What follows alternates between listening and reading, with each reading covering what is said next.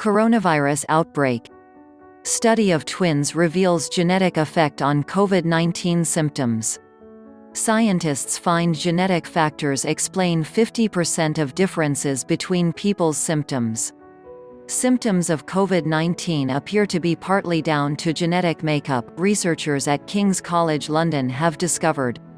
The finding is based on data collected through the COVID-19 Symptom Tracker app, launched by the team last month.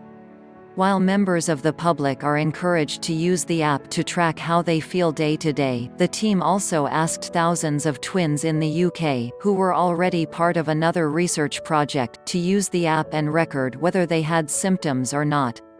The team employed machine learning algorithms, together with data from the 2.7 million app users, many of whom have been tested for coronavirus, to work out the combination of symptoms that indicate an individual is likely to have COVID-19. The team then focused on data from just over 2,600 twins to try to establish whether the symptoms experienced by those predicted to have COVID-19 was related to genetic makeup.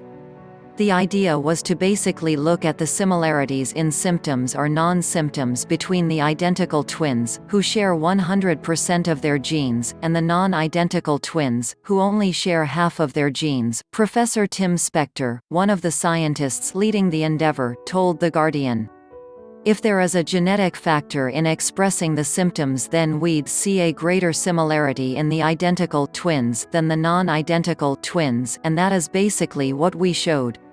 The study, which has not yet been peer-reviewed, took into account whether the twins were in the same household, with the results revealing that genetic factors explained about 50% of the differences between people's symptoms of COVID-19.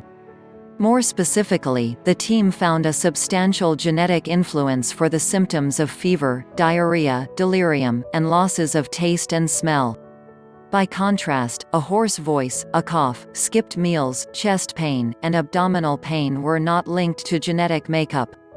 This disease is very weird, the way it has a very different presentation in the population in different people. What we are showing is that isn't random, Spector said.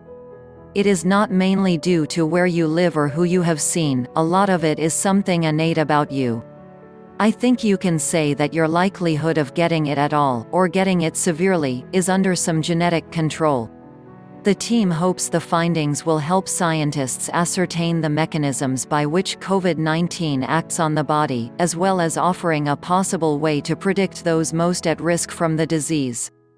Understanding how symptoms of the disease COVID-19 pass through the population may indicate the pathogenic mechanisms of the virus SARS-CoV-2 infection, as well as offering utility in the allocation of scarce healthcare resources, particularly intensive care beds, the team writes. They say the results could also help researchers around the world identify genetic variants that play a role in explaining why some individuals show no, or only mild, symptoms of COVID-19, which could in turn aid the development of drugs for the disease.